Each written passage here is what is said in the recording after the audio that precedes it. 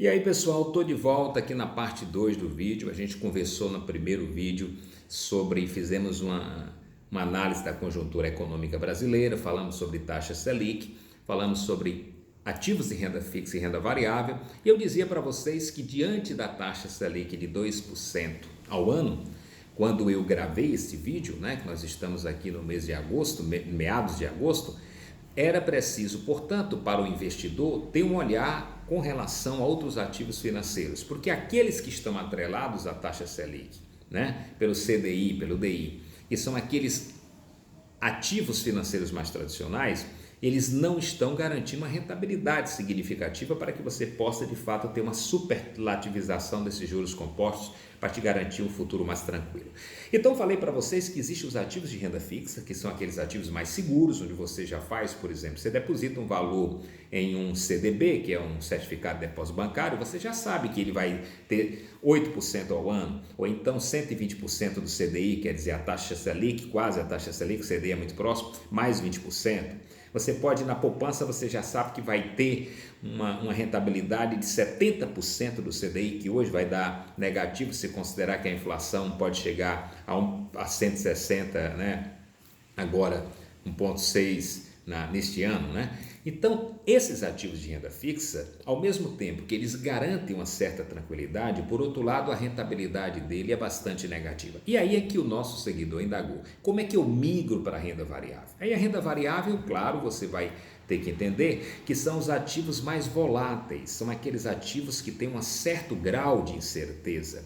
E claro que um risco maior. Então, quanto maior a rentabilidade, maior o risco. Isso é uma questão fundamental. Mas dentro desses ativos de renda variável, você tem, por exemplo, os chamados fundos de ações, que ao contrário de você aplicar diretamente na ação, você aplica em um fundo, que é mais ou menos um condomínio, em que tem um responsável, um condômino responsável, um coordenador que pega todo aquele dinheiro que está sendo aplicado e ele mesmo faz a aplicação naqueles ativos que ele considera mais importante, fazendo as correlações, Então, para aquelas pessoas que não querem, por exemplo, investir diretamente em ação, tem os fundos de ações, que muitas vezes são muito bem administrados, por grandes administradores de fundos, que de fato tem aquele tino, de saber entrar num papel, sair, entrar numa posição, e aí muitas vezes isso dá um certo conforto ao aplicador, porque ele não vai ter aquela preocupação de saber investir na ação, conhecer de fato qual é a empresa que ele quer investir.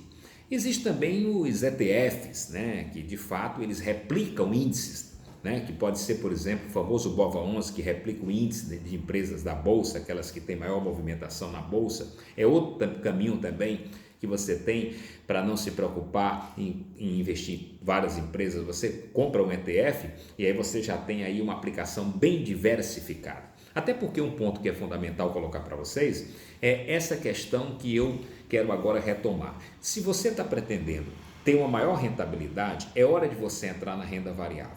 Mas no seu portfólio você tem que saber se você é conservador, se você é mediano, moderado ou é agressivo. Não adianta você entrar na renda variável quando você não tem estômago para suportar as variações de preço. Por exemplo, quem investe em ação sabe que a ação um dia pode subir, pode descer e assim sucessivamente. Quem investe em renda variável, é importante destacar que é um investimento para longo prazo. Não se pode pensar em renda variável para curto prazo. A renda fixa não, você pode atrelar alguns ativos que são para prazos mais imediatos e outros para longo prazo. Mas em especial na renda variável, para quem vai com a cultura de buy hold, que quer investir para ter ali dividendos futuros, para poder ter um rendimento durante sua aposentadoria ou para um projeto daqui 5, 8 anos, ele vai ter que ter um cuidado em relação a essa questão. Então, renda variável é investimento para longo prazo. Então, quando você investe numa ação, você não está investindo num papel que está na bolsa, você está investindo em uma empresa que tem um CNPJ, que tem profissionais, que tem toda uma equipe trabalhando.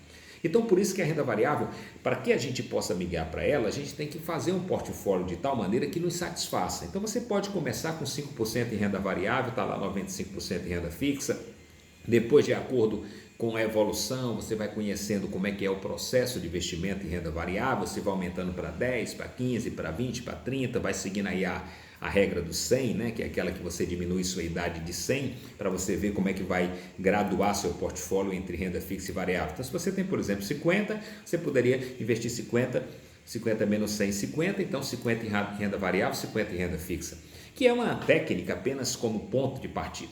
Mas o importante é ressaltar que a migração para a renda variável, para a busca de ativos que são mais voláteis, são mais arriscados, mas que garantem uma maior rentabilidade, tem que ser sempre muito bem pensada, muito bem analisada, mas você hoje dispõe de um cabedal de informação que te ajuda a fazer isso. Nós temos várias casas aí de análise de investimentos, como a Sonorincha, a Empíricos, a Nord, né?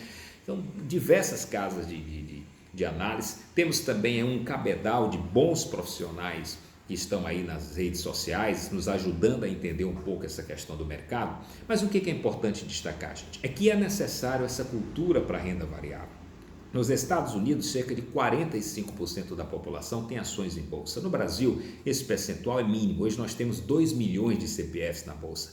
Equivale talvez a 1% da população brasileira. Então essa cultura da bolsa ficou para o Brasil como se fosse um cassino, como se fosse uma loteria. As pessoas não entenderam bem o que é investir em bolsa, mas muitos daqueles que investiram e pensaram em longo prazo, escolheram boas empresas, hoje vivem dos dividendos que conseguiram alcance desses anos, como por exemplo Luiz Barsi, Luiz Alves e tantos outros investidores brasileiros que esperaram uma ação do tempo.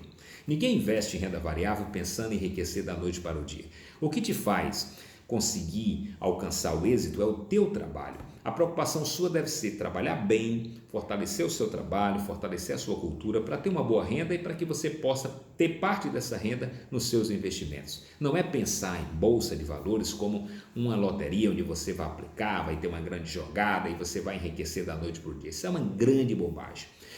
Até porque nós estamos buscando aqui, eu sempre tenho dito, a prosperidade, não é a riqueza desmedida, não é a acumulação material. O projeto que eu estou falando para vocês, de construção de um portfólio que contemple renda fixa e renda variável, ele tem uma ação ao longo do tempo. Os juros compostos vão trabalhar ao seu favor, mas isso com o devido equilíbrio. Até porque a busca pela prosperidade e não a acumulação material deve ser o nosso caminho. E para isso é necessário que a gente evite aquela cultura day trade, aquela cultura de achar que enriquece da noite para o dia. Não existe. O trabalho é, assim como o nosso sucesso profissional, demanda tempo, demanda ação do tempo, né? Por isso que é preciso ter essa sabedoria.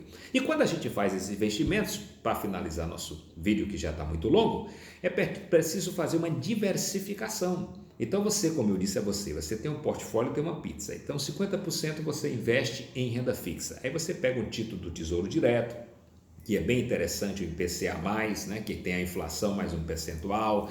Pode pegar um LCI, um LCA, um CDB, que tem uma rentabilidade superior a 110, 120% CDI, e aí fechar os seus ativos em renda fixa. E uma parte lá, 20, 25, 15, 25, vai depender aí do seu estômago, você vai começar a fazer suas primeiras aplicações em renda variável. E aí vai conhecendo o que aplicar em um ETF, o que aplicar na bolsa, o que aplicar no fundo de ação, o que aplicar em fundos imobiliários. E aos poucos, à medida que você vai começando a entender e conhecer esses ativos, você vai perceber que há, de fato, muita lenda, muito mito em torno de tudo isso. Mas o importante é você ter a cabeça tranquila, a serenidade e saber sempre guardar um pouco daquilo que você ganha para garantir um futuro sereno e tranquilo. Nos próximos vídeos a gente conversa mais sobre ativos financeiros. Eu espero, claro, ter ajudado a vocês a pensar melhor nesse tempo, atender ao nosso seguidor aqui. E para nós é uma satisfação muito grande poder estar contribuindo com a educação financeira num país onde as pessoas muito pouco falam sobre o assunto, né? E isso é lamentável. Um abraço a todos e até o próximo.